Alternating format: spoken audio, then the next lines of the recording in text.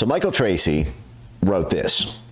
So we're supposed to believe that no one in the sprawling U.S. intelligence apparatus, which plays a granular, intricate role in the Ukrainian war effort, ever received any notification of this massive and unprecedented drone attack on Russian nuclear-capable warplanes. This is from Axios. Yeah, this is what he's looking at. Ukraine did not notify the Trump administration of the attack in advance, a Ukrainian official said. A U.S. official also told reporters the Trump administration was not made aware of the attack. Zelensky on X called the operation absolutely brilliant result. A result achieved solely by Ukraine, he continued. 1 year, 6 months, and 9 days, so it was 18 months they were planning this. All the way back in late 2022. So they said we didn't tell Trump. Some anonymous official, we don't even know what that means. It could be an official from the Department of Agriculture. A U.S. official, okay?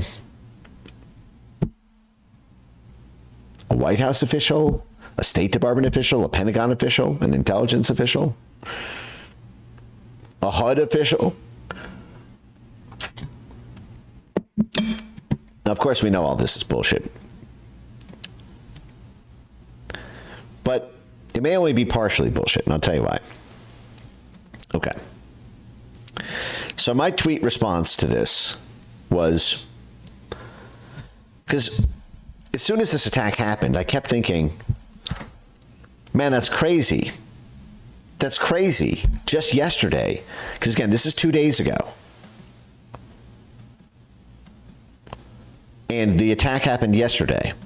So literally the day before it, I remember no one really picked up on this. The day before the attack, Mike Pompeo came to Ukraine. Mike Pompeo, the CIA director for Trump 1, the Secretary of State for Trump 1, the exact guy who would be coordinating with Ukraine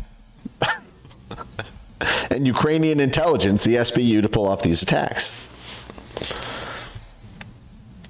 I remember thinking, oh, that's weird. Black Sea Security Forum today. Forum highlights today. So he's a keynote at this.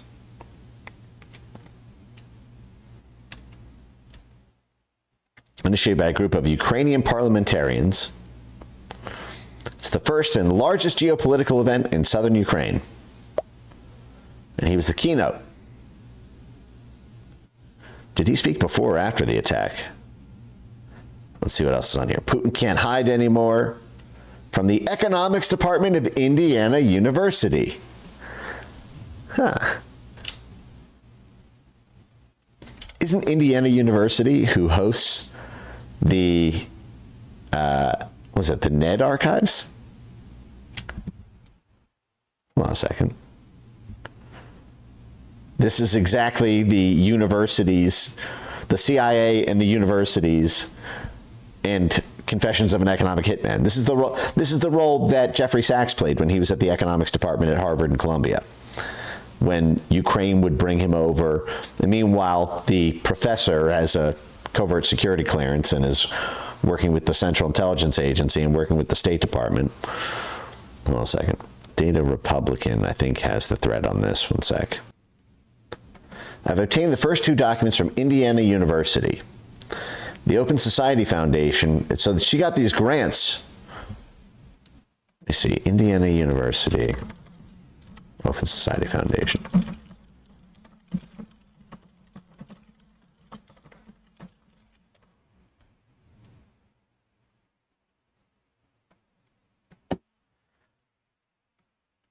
The Open Society Institute and USAID have awarded Indiana University $15 million to establish an endowment fund for the American University of Central Asia in Kyrgyzstan, Eurasia. The endowment's financial assets will be managed by Indiana University and help underwrite the costs. So, Indiana University as we see right here in this security forum. And this is the habit I want you guys to get into. When a lot of people would see this and they would say, some random university, some donut-brained professor talking all wonky stuff, can't be that important, you know. If this was the head of the CIA saying it, if this was the Secretary of State saying it, or a high-level member of a government involved, this was the British Prime Minister. But come on. Indiana University, economics, probably no plot afoot. And then you look and you see, oh, actually, this is 20 years ago. And this is just the first one we pulled up. 20 years ago, Indiana University was acting as the long arm of USAID, so CIA soft power, and George Soros to operate a $15 million operation to get political control over Eurasia.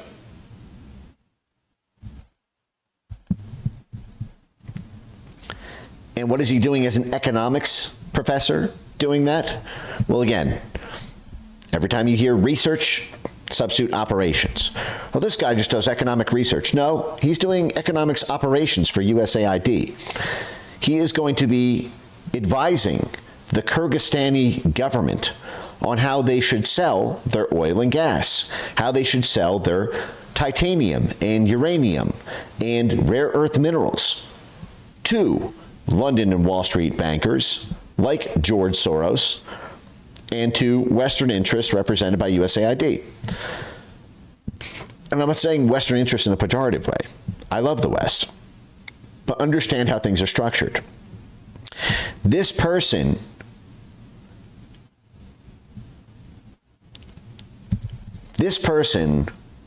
was the long arm version of me. When I was at the State Department, at the Cyber Bureau, International Communications and Information Technology, that was within the Economic Affairs Bureau, which is different than security or military. It's about the money, honey. It's about the economics. It's about diplomacy in order to maximize American money. And so if I were to have had a conversation with someone from that position, it would have been direct, bilateral or multilateral communications with the government of Kyrgyzstan about using U.S. telecom infrastructure, U.S. IT sources, combating Huawei and their influence there. But that would be a formal diplomatic channel. If I wanted to say something spicy that I didn't want to be attributed, we have networks for that. Those include our academic networks. So it wouldn't be the State Department Bureau of Economic Affairs. It would be someone from the economics department of Harvard University or Columbia University or Indiana University. More likely it would be 100 people from all those different economics departments. And again, this is why I come back to, now again, this is written from like a left-wing perspective. So be warned, I don't agree with the framing of John Perkins in this book, but there's a lot of fantastic information here. And this is basically what this is. This guy is doing what John Perkins did in Confessions of an Economic Hitman. And I'll just read a description. I know we've gone over this a bunch, but it's fun. We'll cover this again. So provides his account of his career with a engineering consulting firm like Halliburton, as we covered in last week's stream, Brown and Root, Bechtel. Perkins claims that the NSA arranged for him to be hired by the firm, and he was subsequently seduced and trained as an economic hitman His primary role was to convince leaders of underdeveloped countries like Kyrgyzstan to accept substantial development loans for large construction and engineering projects, thus trapping them in a system of American influence and control. And he talks a lot about the IMF and the World Bank and these various loans. And he basically says, if that fails, then we send in the jackals, and if that fails, then we send in the Marines. But that is what this is. And let's just look at a couple other things that Indiana University is doing. I bet you, who is it, Mitch Daniels, the conservative governor? Let's see, in 2002, 23 years ago, USAID approached Indiana University to manage this endowment. The board includes the former U.S. ambassador to Kyrgyzstan, the chairman of the George Soros Open Society Institute subcommittee, a USAID representative, the hub university itself, and representatives from Indiana University. Okay, so Indiana University is working directly with the former ambassador, U.S. ambassador from the State Department, USAID, George Soros, and then their little soft power influence hub that they're getting $15 million from USAID, and I'm sure Open Society Institute is donating it to it as well. So it's probably going to be $50 million in contributions to this university set up in Kyrgyzstan. How many people in Kyrgyzstan do you think are going to know who's behind this operation? They're just going to know it's the local university, just like you probably know your own local university. It's just a local university. Think about the college you went to. This is a State Department operation. This is a State Department influence operation laundered through a university with academic freedom, just doing research, meeting with the world leaders, telling them what to do, how to carve up their assets, so that it's owned by the hedge fund, the George Soros Management Fund, the Quantum Fund, instead of by the people of Kyrgyzstan, or frankly, even by American interests. It's going straight to the banker class. Indiana University Foundation Center Archive. Open Society Foundation Bulgaria, Open Society Institute New York, Open Society Institute New York, Open Society Institute 1995. The Center on Philanthropy at Indiana University was established at Indiana in 1987, right around the end of the Cold War. Philanthropic studies, blah, blah, blah, blah, blah, blah. 1986, fundraising school. Again, that's that merger, as we've talked about so many times now, between intelligence, academia, and philanthropy. Remember, just last stream, we went over the CIA archives. We went through several CIA declassified documents, which took 40 years to declassify, actually took 48 years to declassify, from 1951, declassified in 1999, about the CIA reaching out to the philanthropies to get them to fund universities. And lo and behold, Indiana University, together with USAID instead of CIA, because USAID is just doing what CIA did, except it's considered not as scandalous if the soft power work is done by a humanitarian NGO sponsor than by an intelligence agency. It's the same thing. And I bet they get, let's see, what if I just do USAID? Higher education reform. Modernize universities in Vietnam. $14 million from USAID. Indiana University's Office of International Development, getting funded by the U.S. Agency for International Development, just like the Harvard Institute for International Development, run by Jeffrey Sachs, to carve up Russia in the 1990s. This, let me pull up. This right here, whenever you see a university Office of International Development, it's just this structure with this structure, and it's just underneath USAID within this same structure. You see? Let me see if I can find a cleaner version of this, okay? So it's just part of, remember the structure of the blob? You have the overclass, the donor drafter overclass with the multinational corporations, the private equity firms, the hedge funds, banks, big dollar donor drafters. The guts of it is right here. The government agencies, state, DOD, CIA, USAID. And then the underbelly of it is the NGO-plex, which includes the super NGOs, the universities. So anytime you see Harvard Institute of International Development, get money from USAID. Anytime you see the Harvard Center on International Development, which I think is what they're calling it now, Harvard Center on International Development. This is just going to be the long arm, the plausibly deniable arm of USAID.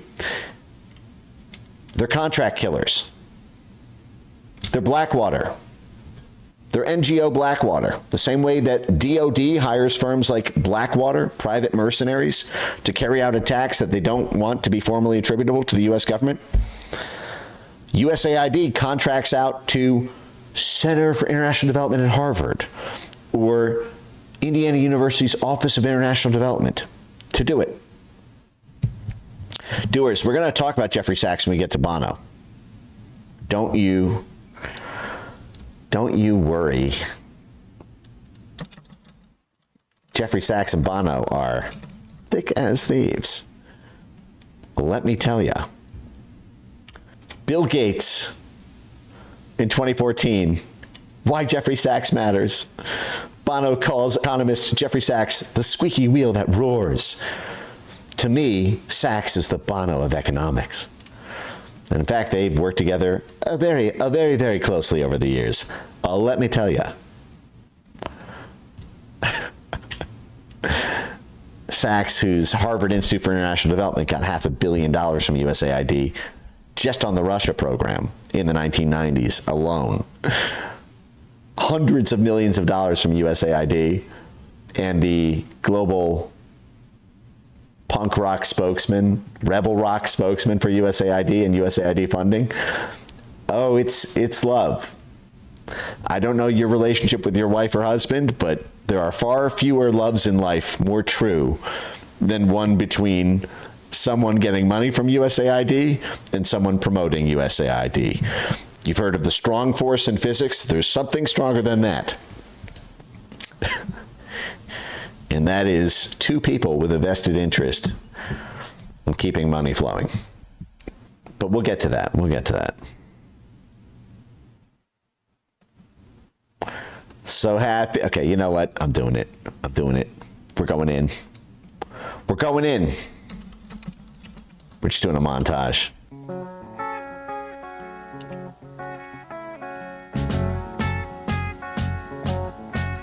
Imagine me and you, I do. I think about you day and night. It's only right to think about the girl you love and hold her tight. So happy together. If I should call you up, invest a dime, and you say you belong to me, ease my mind. Imagine how the world could be so very fine, so happy together.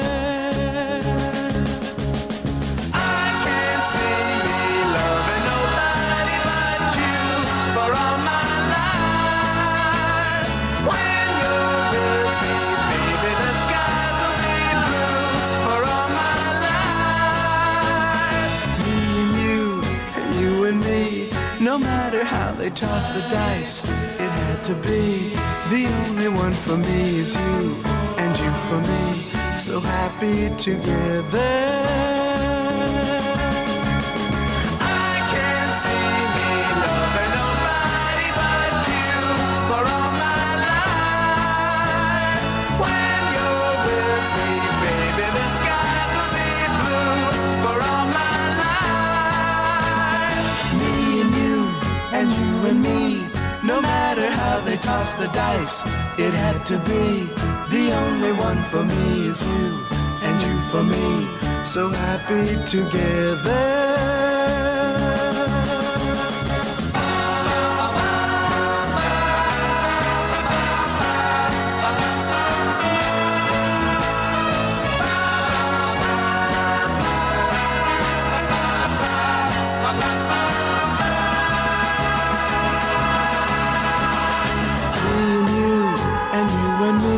No matter how they toss the dice, it had to be. The only one for me is you, and you for me. So happy together, so happy together. And how is the weather? So happy together, we're happy together. So happy.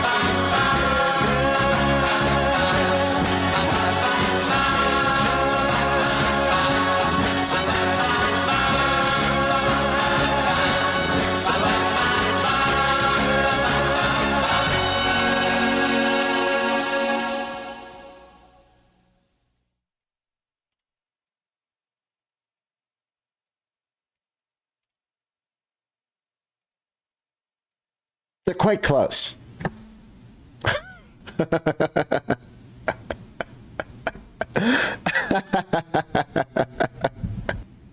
we're not there yet. You guys are skipping ahead. You're skipping ahead in the story. God damn, though, there are just so many photos of them in love.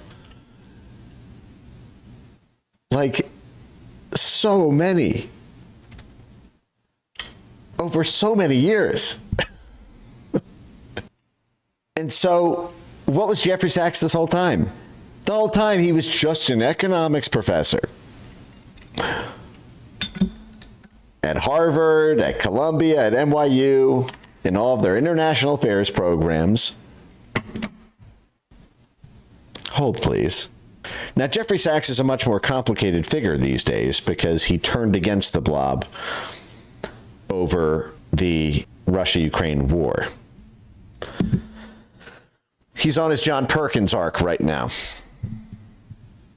But here's the sort of thing that this Indiana University professor is doing. I think this is a really useful clip to play at this moment. Here's Jeffrey Sachs testifying that right after the 2014 overthrow of Ukraine's democratically elected government, Jeffrey Sachs was personally flown to Kiev and told, as he was walked around the Maidan Square, how the U.S. paid all the money for the protesters who overthrew that government. We're going to listen to this in a second. Remember, that was 2014. At the time, the blob loved, and they still do insert on certain initiatives, love, Jeffrey Sachs. So this was 2 months after the Maidan Square happened. Jeffrey Sachs is the Bono of economics. Well, how does Jeffrey Sachs now remember what he was doing in Ukraine in 2014? Oh, Professor Sachs, now when the Maidan occurred, I was called immediately. Oh, Professor Sachs, the new Ukrainian prime minister would like to see you to talk about the economic crisis. Again, we had just overthrown the CIA and British intelligence and their assets in USAID and the State Department and the UK Foreign Office had just done this. Right when Jeffrey Sachs was flown in to advise the new government,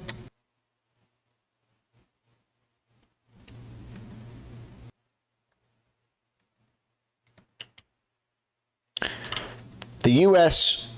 Color Revolution forces set the square on fire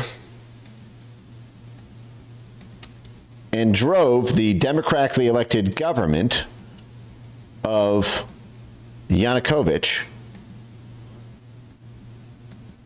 out of the country with Otpor style mobs because he did not sign an IMF deal and went instead with a Russian customs agreement. Okay, this is what we call the peaceful Maidan Square revolution.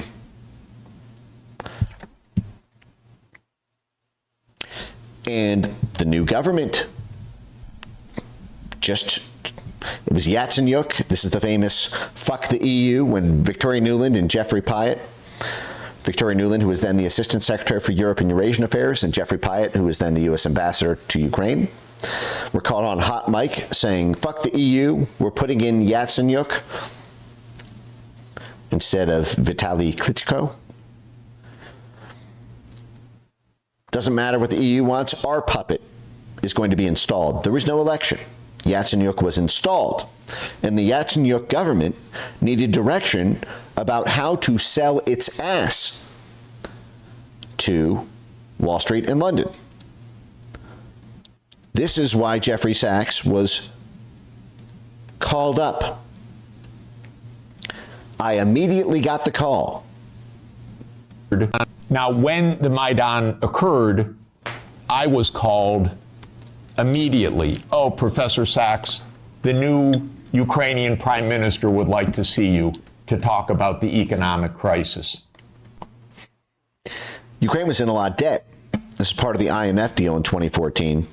The IMF and the U.S. State Department and the World Bank, they all wanted Ukraine to resolve its debt by selling off all of its assets to Western stakeholders. Privatize Naftogaz, the state-owned gas giant. Sell off all these strategic assets, which it is currently in the pretty process of doing. Privatization. And you know who buys that up?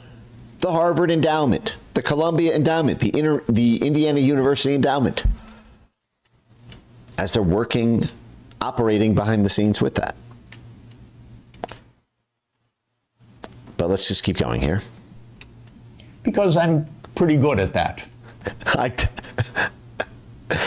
Next to doubt. Look what you did to Russia, bro. Come on, man. And I like Jeffrey Sachs. I think he's a complicated figure.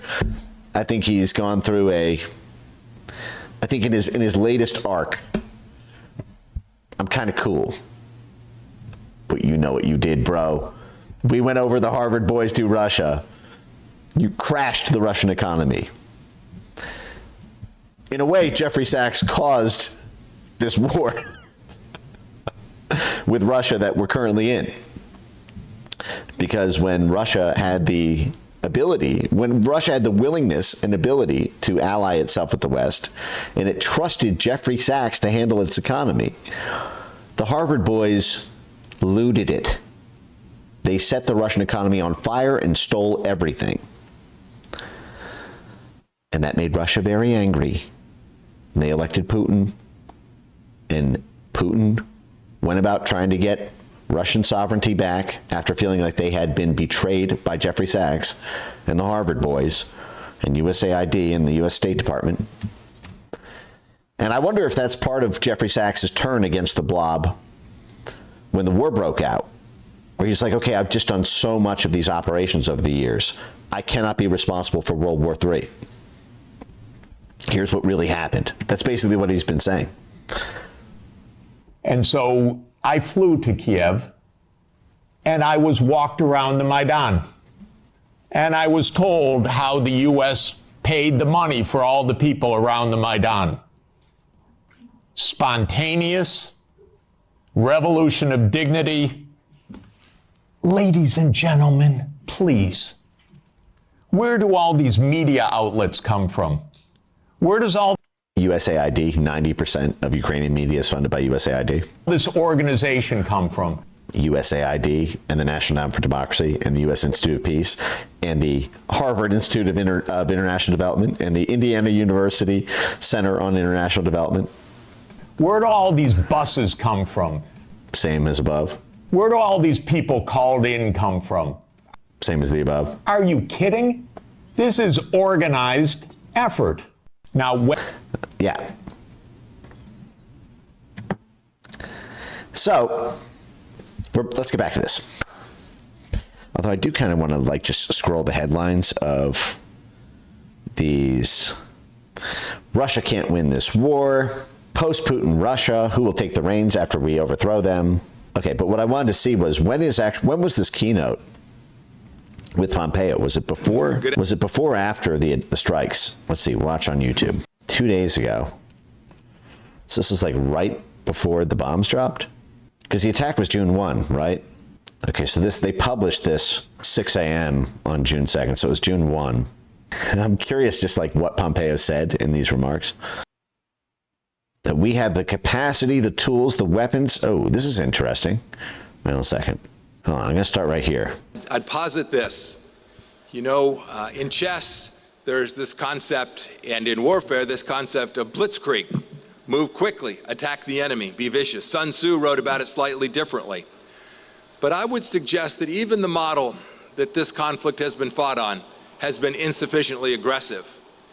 The West has not been prepared to do the necessary, which is to impose sufficient costs on Vladimir Putin and his regime, the leadership team around him, to impose enough costs on them such that they're prepared to actually stand down for a moment, for a time. Wait, this is 1 day before the biggest attack on Russia in the entire war? 1 day he travels to Ukraine, 1 day before the bombs drop, to say that we need to conduct a blitzkrieg inside of Russia. The head of the Central Intelligence Agency and the Secretary of State for Trump 1. No, this is a constant challenge. But today, he believes the benefits of continuing this conflict exceed the costs, and we have to flip that. I'm certainly happy to talk about what that might look like, but what it begins with is this. Yeah, please do. Go on. It begins with the resolve to articulate this as the vision. It begins by speaking less about the things that we won't do. The things that we will deny the Ukrainian people the capacity to do to inflict real costs on Vladimir Putin. I'm sorry. Wait. Wait. So we need to take the handcuffs off of Ukraine so that they can do the things that we've never previously authorized them to do. And the very next day that happened. Say it again. Team around him to impose enough costs on them such that they're prepared to actually stand down for a moment, for a time. We know this is a constant challenge, but today he believes the benefits of continuing this conflict exceed the costs, and we have to flip that. I'm certainly happy to talk about what that might look like, but what it begins with is this.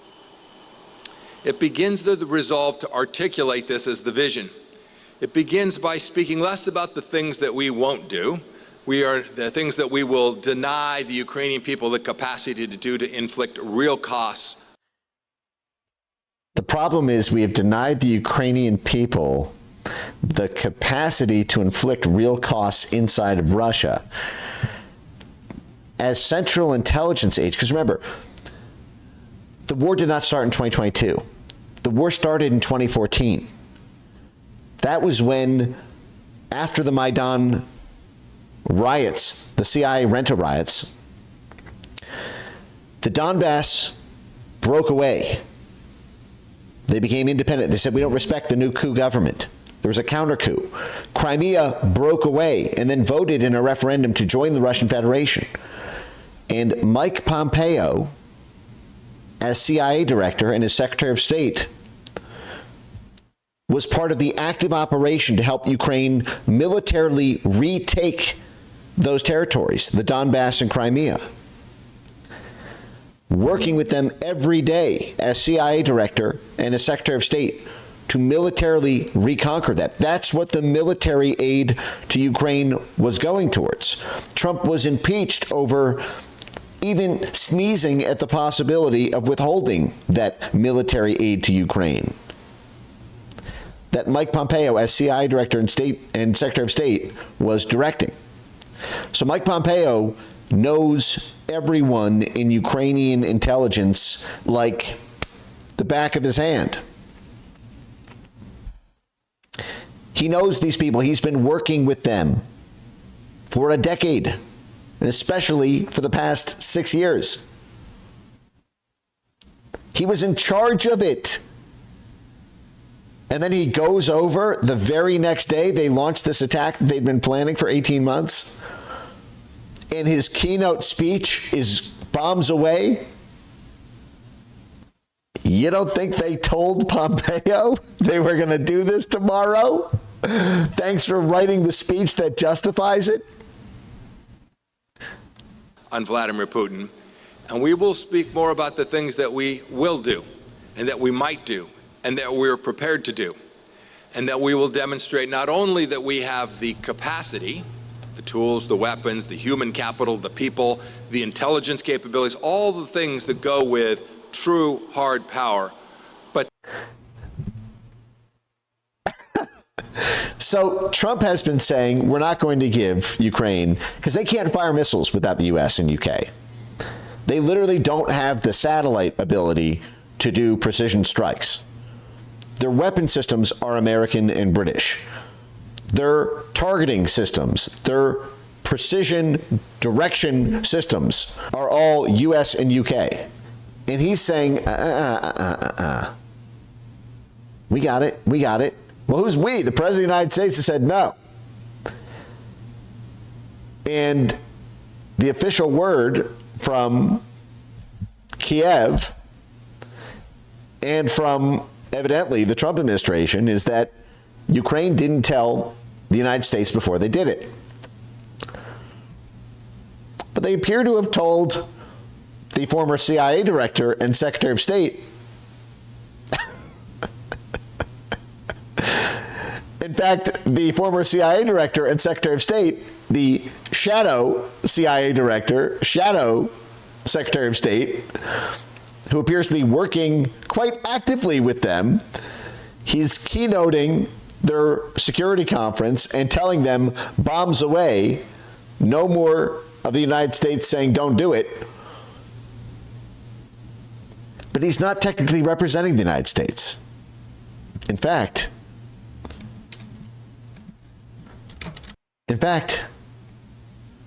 he's just a professor at the same place Jeffrey Sachs is, Columbia University.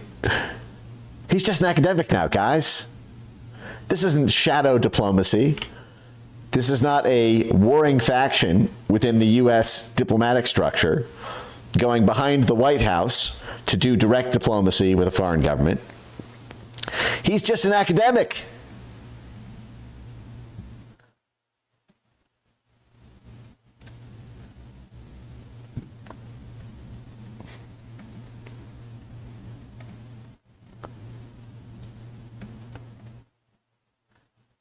At the same place, Columbia SIPA,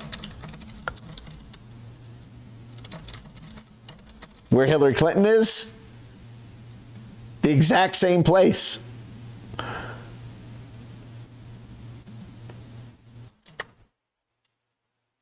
The same place, Columbia University, where Jeffrey Sachs is.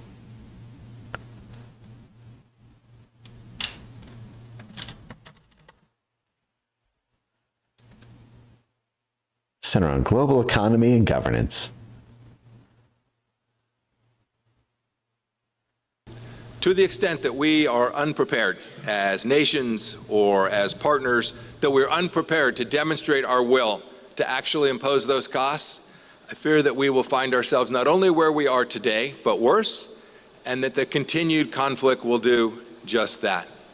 We're better than that. We're more capable than that. And I believe we are stronger than that. And I pray that conferences like this one, in this very special place, will be a small part of making clear to the world this resolve, and to the people that each of you as government officials, and those of you who are like me today, civilians or business leaders, that you'll do the necessary to ensure that that will is real and serious and communicated to the bad guys, such that we can bring this conflict and those that may follow it to a brisk end. Thank you. I look forward to the conversation today. Let's check out this conversation.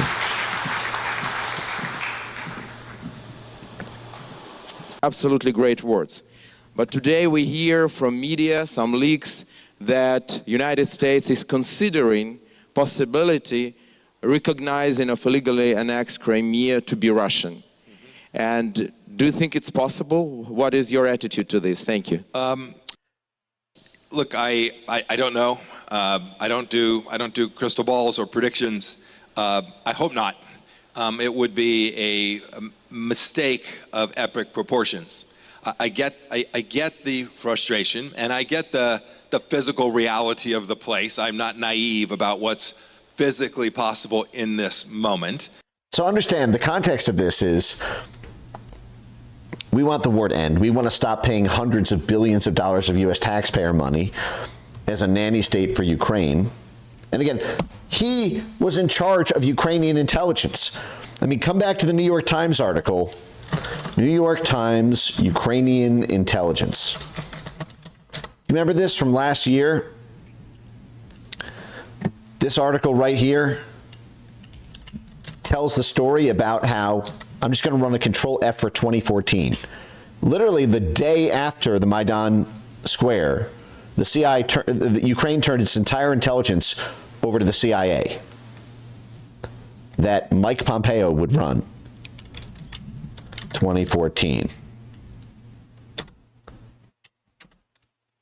The CIA's partnership in Ukraine can be traced back to 2 phone calls the night of February 24th, 2014, 8 years before. Millions of Ukrainians had just overrun the country's democratically elected government, and his spy chiefs had all fled to Russia. In the tumult, a fragile pro-Western government quickly took power. The government's new spy chief arrived at the headquarters of the Domestic Intelligence Agency and found a smoldering pile of documents in the courtyard. Inside, many computers were wiped or infected with Russian malware. It was empty, no lights, no leadership, no one was there. He went to an office and called the CIA station chief and the local head of MI6. It was near midnight, but he summoned them to the building, asked for help in rebuilding the agency from the ground up, proposing a 3-way partnership.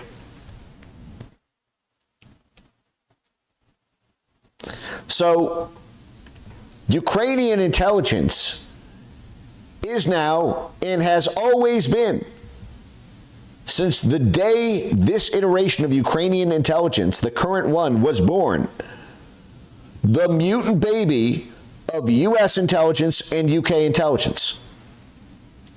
So let me give you a theory of the case here.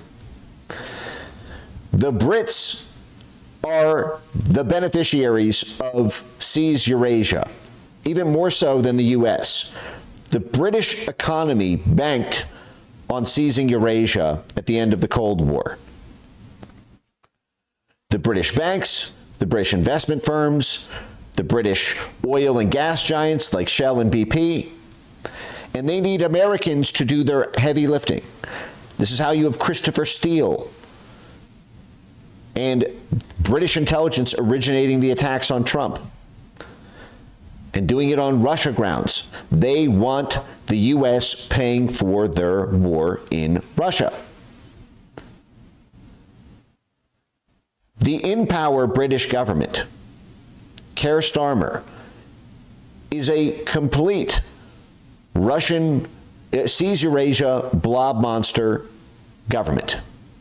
100% even more aggressive than the Russiagate parties here in the U.S.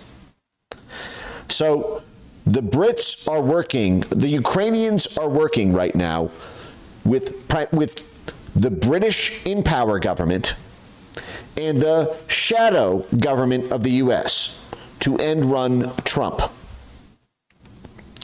and to change the facts on the ground so that Trump can't get his agenda done. Trump wants the war to end, which will likely only happen if Ukraine cedes territory, Crimea and the Donbass, and says, okay, Russia, you can keep those.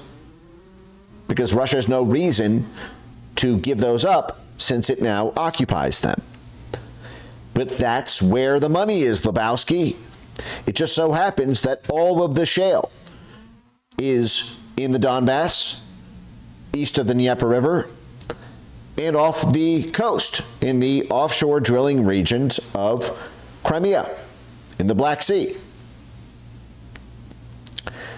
So they are using the British government and the shadow diplomacy factions of the U.S.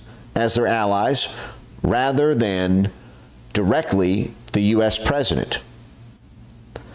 This is also, before we get to that, I want to play this Lindsey Graham clip. Give me 1 second here. This is also one day before the attack. The head of the Central Intelligence Agency under Trump 1 and the head of the State Department under Trump 1 are in Ukraine as the bombs are dropping. Who else? The powerful senator who's also the chairman of the Senate Budget Committee. The person who's got Trump's nuts in a vice grip if he wants his big, beautiful bill done. That senator goes to Ukraine the day before the biggest attack on Russia so that it happens while he's in town. And let me just play this. President Trump said that Ukraine doesn't have good cards. Well, Russia's much bigger and has a lot more people. I get that. But the world has a lot of cards against Russia. And one of those cards that we have is about to be played in the United States Senate. In America, you have more than one person at the card table. We have 3 branches of government, and the House and the Senate are poised to act. What would change our mind? If Russia came to the table, agreed to a ceasefire, and earnestly... And then, he says, and gives back the territory. Reset the world map to when we overthrew the Ukrainian government in 2014, and we had all that land before the eastern part broke away. And then we militarily invaded the eastern part, and then Russia attacked us for invading the eastern part.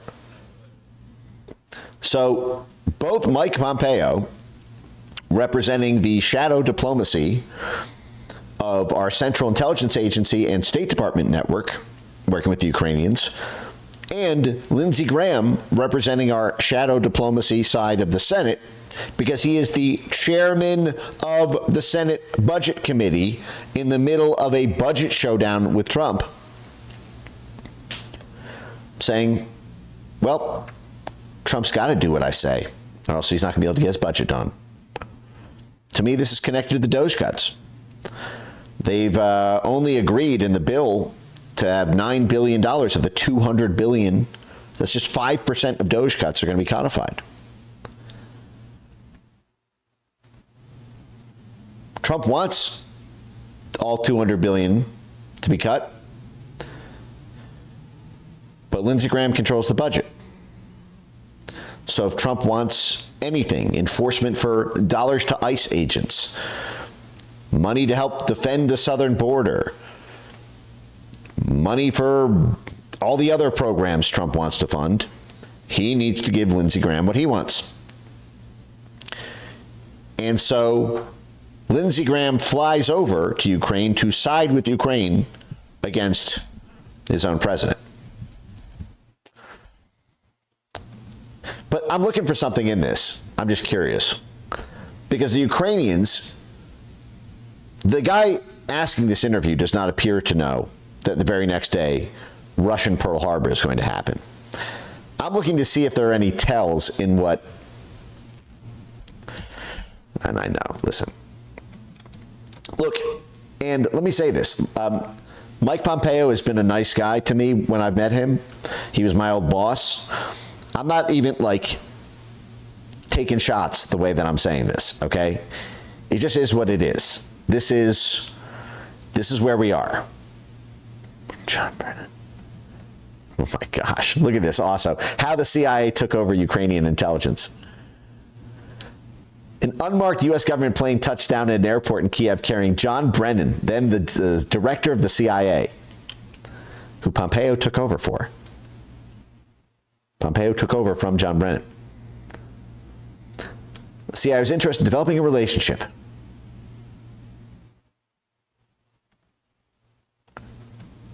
This whole thing, I'll put this in the chat for you guys. So Pompeo knows everyone in Ukraine intelligence, everyone. And after he left the White House and went to Colombia, he just used the Colombia network. Let's just go to Columbia SIPA and just see what they say about Ukraine.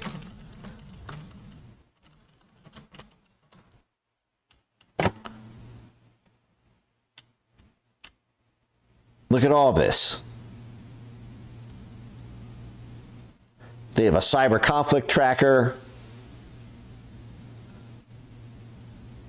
Peace talks, what's next for Ukraine?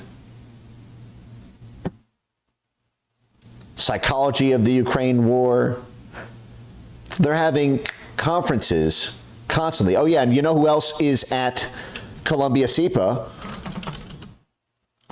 This is how you damn well know Mike Pompeo knows everyone in Ukrainian intelligence who's doing this. You know who is right next door at the same department at Columbia SIPA with Mike Pompeo?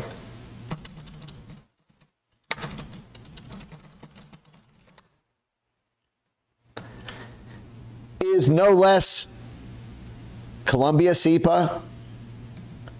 Columbia SIPA. That's the School of International Public Affairs.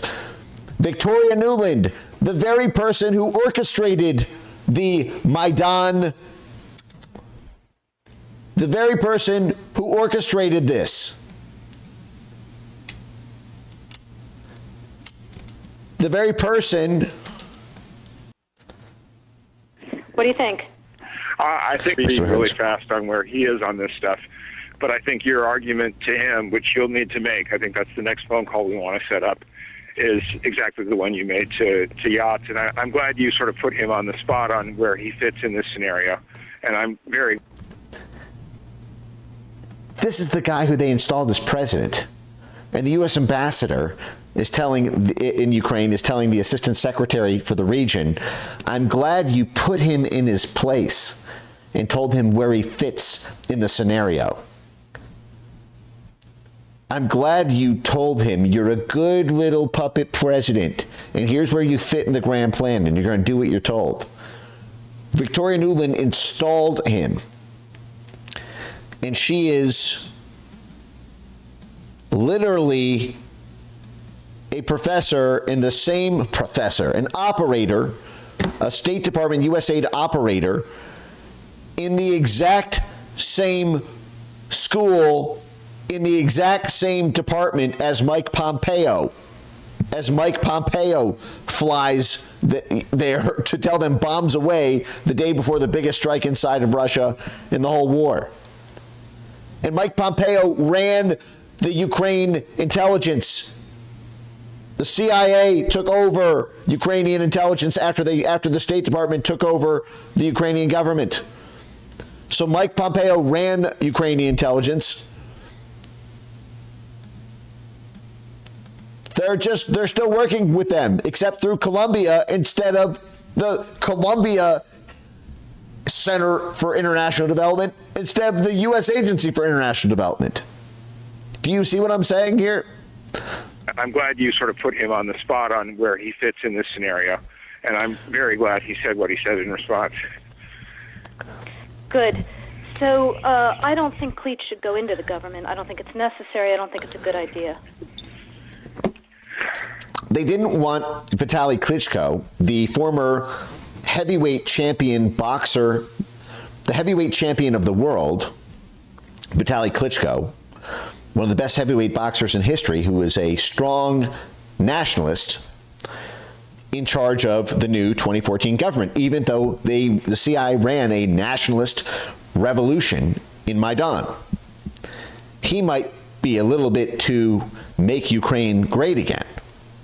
He might have actually bought our bullshit, drunk our Kool-Aid a little too much.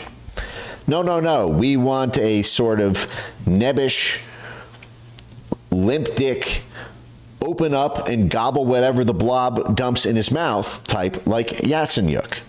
So keep Klitschko out, even though he was a huge figure for the revolution.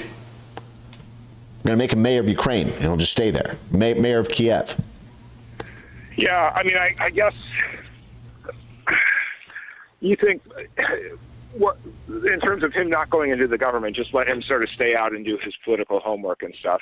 I'm just thinking, in terms of sort of the process moving ahead, we want to keep the moderate Democrats together. The problem is going to be Tony Book and his guys. And, I'm sure that's part of what Yanukovych is calculating on all of this. I think Yats is the guy who's got the economic experience, the governing experience. And again, the same reason. The first thing she emphasizes is, will he give over all the state assets to Wall Street and London? When we send Jeffrey Sachs over there to tell him what to do with his economy, what to do with his oil and gas, what to do with his agriculture, what to do with his rare earth minerals, is he going to give us everything?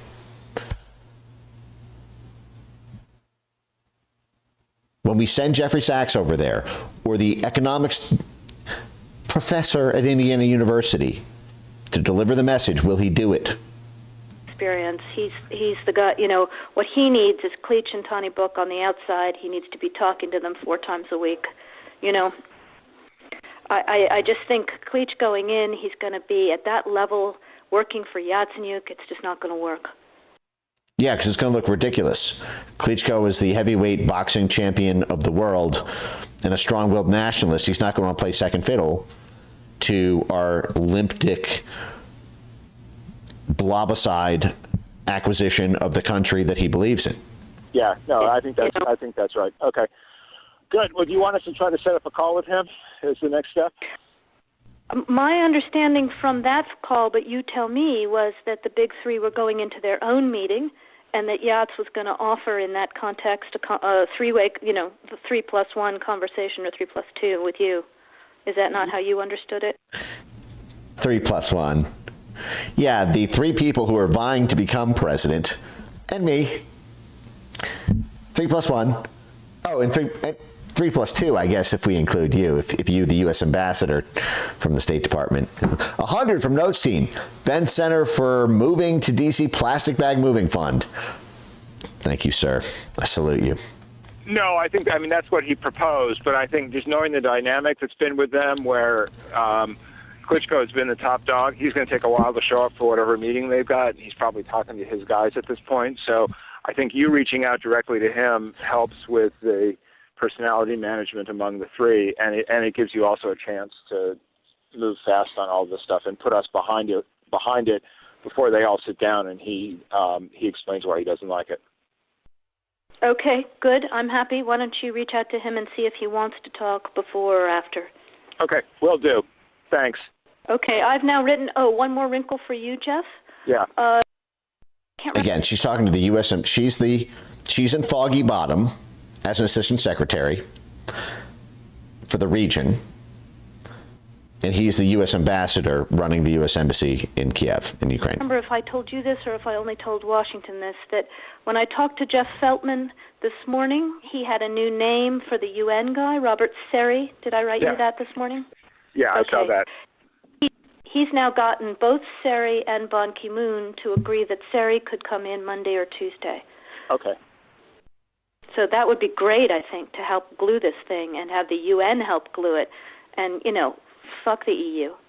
No, exactly. And I think we've got to do something to make it stick together, because you can be pretty sure. These are the same people who, if you challenge the EU from a nationalist perspective, they will declare you a terrorist. When Marine Le Pen said fuck the EU, they banned her from elections and threw her in jail. When the Vox Party in Spain said fuck the EU, they stabbed the founders of the party in the face. When the head of the AfD party said fuck the EU, they declared it an extremist organization. When the Poland Law and Justice Party said fuck the EU, the National Endowment for Democracy wrote a white paper about how to throw them all in jail. But if the EU is getting in the way of the State Department's own economic interests and their little blobster banker friends, oh, well, then fuck the EU. Sure that if it does start to gain altitude, the Russians will be working behind the scenes to try to torpedo it. And again, the fact that this is out there right now, I'm still trying to figure out in my mind why Yanukovych did that. But in the meantime, there's a Party of Regions faction. Anyway, we don't need to listen to all this. But it's the same thing. They're literally at the same place. They're having lunch together. What do you think they're talking about? They're having meetings together. What do you think they talk about in those meetings?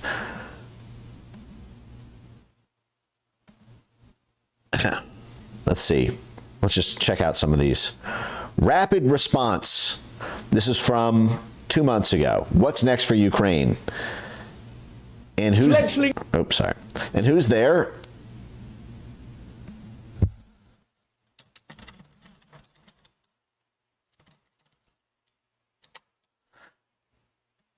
Their other compatriot at Columbia SIPA, Hillary Clinton.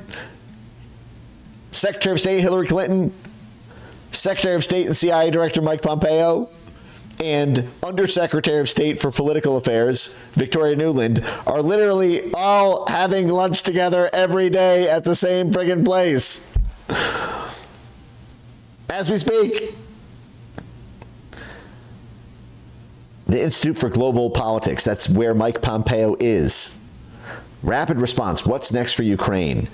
Hillary Clinton, Victoria Nuland.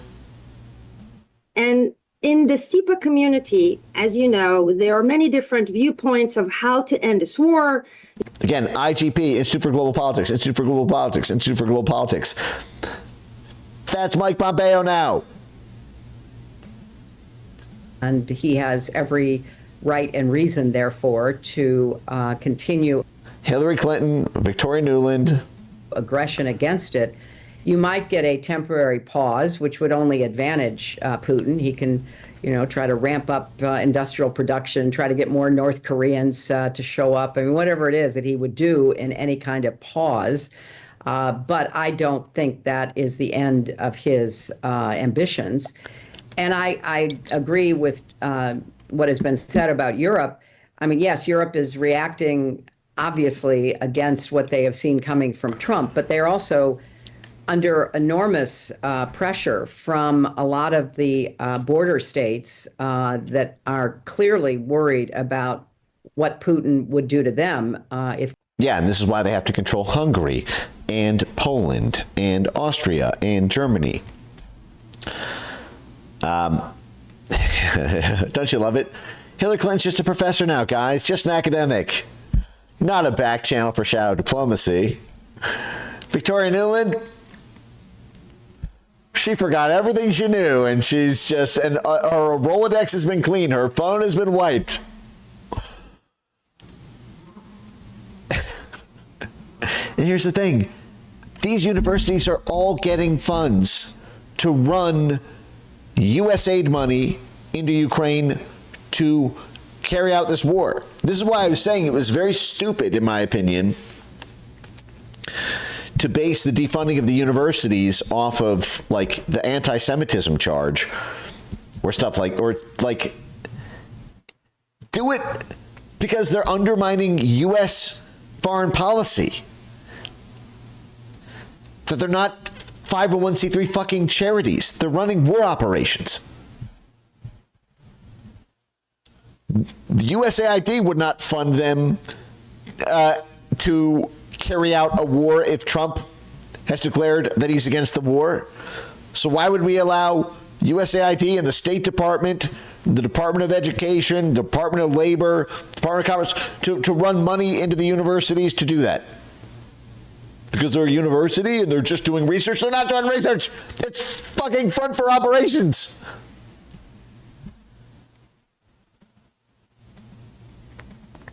All right. Let's listen. Let's get back to the. But what I'm listening for in the Pompeo thing is. So he's asked, oh God, the Trump administration might recognize Crimea. That would be a huge loss for us. And I'm listening for it like, is Pompeo going to say something like, chill, we got an ace up our sleeve? Ask me that question again tomorrow if you think Trump is going to. Ask me, set your clock for the exact moment that you just asked me this, 8 p.m. I want you to ask me this question again in 24 hours and see if Trump is going to recognize Crimea at this time. Let's see. I'm not naive about what's physically possible in this. And I'm going to eat a little bit because I haven't eaten yet. So I'm going to turn my mic off, and I'm just going to let this play for a little bit while I absorb. Moment. But that doesn't mean one should go and say, no, we are giving up for all time. This is one of the things I hope to communicate. I get asked often, when will this end? And my answer sadly, my answer sadly comes from my Christian faith, which is, there's evil in the world.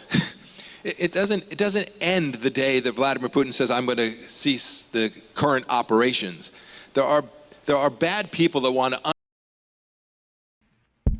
This is exactly what I've been saying for 3 years now. How many times have we talked about this in office hours, or have I done media hits where I get asked, like, okay, well, when will there be peace in Ukraine? And I say, never. Never. 70 years. Random number. You don't get the play. There ain't a goddamn thing about this that has to do with peace or war. It's about seizing Eurasia. And until we have Eurasia, we will always be in a state of war because we want it, and it's not ours. So until it's ours, it's not about stopping Russian aggression. It's about seizing Eurasia. So peace deal, no peace deal, that is not going to decrease U.S. military spending or British military spending or EU military spending to continue the war.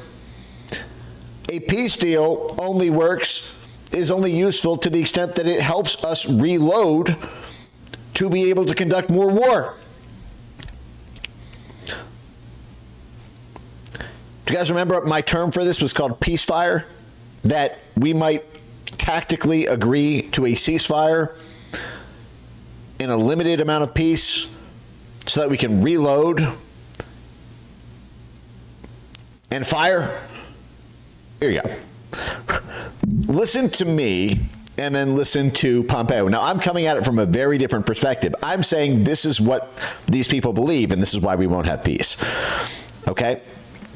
Keep in mind what he just said, and I didn't even hear him say that, versus what I predicted. So Michael Savage. Trump, I think, if he strikes a peace deal on favorable terms, he will have the support of the blob. He will have the support of John Thune and Lindsey Graham and Mitch McConnell. Lindsey Graham? Lindsey Graham seems to want war. Well, I think the issue right now is war is not going so well. If there's a peace that's struck that's temporary, that stops the bleeding, but we continue to provide war funding, in a few years we can get back to war and defeat Russia on the battlefield. Well, when you say we, Trump wouldn't do that. You're saying after Trump, if they get a Democrat victory? That's what I think is likely to occur if Trump is able to do this. You're looking past this administration to go back to war against Russia. Right. I mean, this is a long-term thing. It's been a long-term thing. This started during the Obama administration, continued through the Trump administration, continued through the Biden administration. We will be at war in Ukraine for the next 70 years. This is not going to end anytime soon. And this is exactly what you just heard CIA Director and Secretary of State say. One of the things I hope, and I get the physical reality of the place. I'm not naive about what's physically possible in this moment.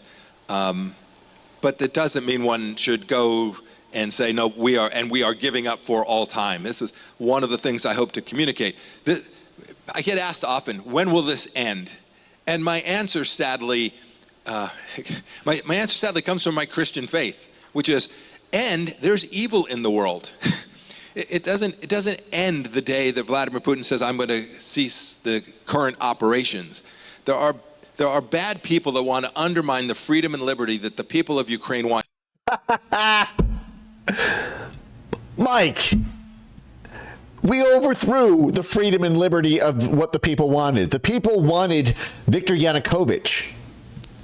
The people voted for Viktor Yanukovych. That was what their freedom and liberty voted for. And here's what we did to them to step over their freedom and liberty and install Yatsenyuk saying, fuck everybody else, and put in a puppet president instead. Okay? When it comes to 2014, we are the evil you just spoke about. your old buddy, old friend, who gets her money from the same place giving you your paycheck, actually orchestrated that attack on Ukrainian freedom and liberty. But what he's not saying is, no, we need to acquire Crimea. We need to acquire the Donbass. Then we need to acquire Tajikistan, Turkmenistan, Moscow, St. Petersburg, Siberia. Ukraine is our launch point for the acquisition of all of Eurasia. So, what do you mean put the guns down? No. Like, if we get peace on favorable terms, or if we're able to settle this, we'll use that to piggyback to the next step in this operation. This is never over.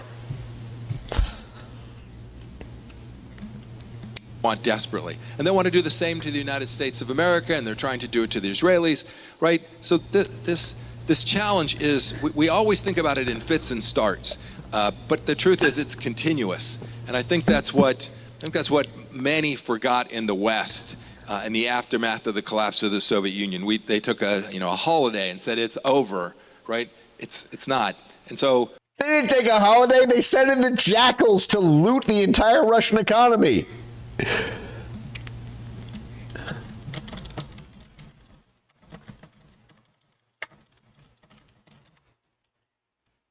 It's literally all right here.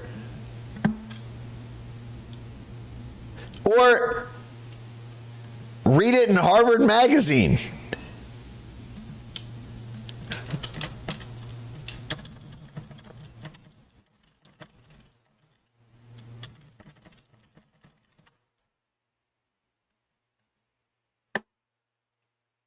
When Harvard ran Moscow, there were no breaks taken.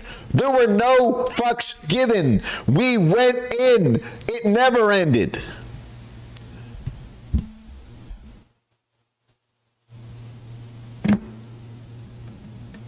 We ought not to preclude Crimea being not only part of Ukraine, but a functional, operational part of Ukraine by recognizing it, even if it is not achievable to do what we all would really like to see happen there in the moment. This continues, and there will be another day, just as no one expected the Soviet Union to fall in 19... Did you hear that?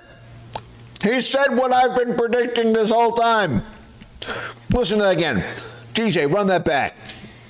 Collapse of the Soviet Union. They took a holiday and said it's over, right? It's not. And so we ought not to preclude Crimea being not only part of Ukraine, but a functional, operational part of Ukraine by recognizing it, even if it is not achievable to do what we all would really like to see happen there in the moment. This continues, and there will be another day. Just as no one expected the Soviet Union to fall in 1989, things happen and they break, but they only do so in the face of enormous resolve and real cost-imposing actions on the part of... He is really stressing this cost-imposing. The next day, the most cost-imposing action ever in this war. But I want to see if he betrays it at all. We're going to listen to a little bit more, then we'll get on to the next topic. The West. Thank you very much. Very strong answer, and thank you very much for such position. Thank you. And as you told right now about resilience, and I just want to ask you how Ukraine today is perceived in DC, in Washington, in American political elites, in team of President Trump. What do I mean? As you know, our topic of our forum is chess, and we use these analogies. And many thought 3 years ago that Ukrainian role in this big chess game was to be a sacrificial pawn. But thanks to resilience of Ukrainian people and courage, we promoted ourselves, with the support of our friends and allies, to the queen, from the pawn to the queen. No, you're pawn of the queen. It's just a British queen. But, okay. Let me just scan the transcript right here and just see if there's Okay, let's see. And then when Ukraine destroyed big part of Russian Black Sea Fleet and at first attacked Russian tanker with Russian oil, immediately everything stopped. And now you can see, today you will work in Odessa, you can see in the sea a lot of vessels coming in and out. So this is the success, but this success was because Russia was just punched in the face. And immediately... That's interesting. He's saying, listen, last time we attacked their ships in the Black Sea, it cleared space for us, and now we moved them out of the region. We should attack them again, right? Like tomorrow, maybe, right? Immediately they changed behavior. So what do you think about these lessons, and what would you advise to Ukrainian negotiation team, American negotiation team, how to negotiate with Russia in such circumstances? Negotiations are downstream of true power. You captured it perfectly. If there's no hammer, Vladimir Putin will sit at the table and make demands that are simply not acceptable to Ukraine, to Europe, or to the United States of America. So you're right about a punch in the face. I'll give you the real-world examples from my time as a practitioner. And by the way, I get asked often, like, why is it that Vladimir Putin didn't take part of Ukraine for the first 4 years of the Trump administration, the first Trump administration? He says, yeah, punch him in the face, punch him in the face. Okay, all right. Well, just hang out in the green room for a couple hours because we're about to do it. Wow, what a nice welcome gift you've given me. Boy, you moved on that fast. Anyway, all right. So, is there anything else? Okay. Yeah, I know the practitioner thing is so funny, right? And that's like the formal, you know what's so funny is like practitioner. I mean, that's like Jake Sullivan's name at this, right? At his Jake Sullivan, Harvard practitioner. I mean, they're still a practitioner. They're just the practitioner. They were a formal practitioner, and now they are an informal practitioner as part of the Shadow Diplomacy Corps. Practitioner. Like Jake Sullivan now is professor on the practice of statecraft. Yeah, operator. Practicing statecraft and world order at Harvard. The Harvard Kennedy School of Government for governance reforms that we want shoved through foreign countries. All right.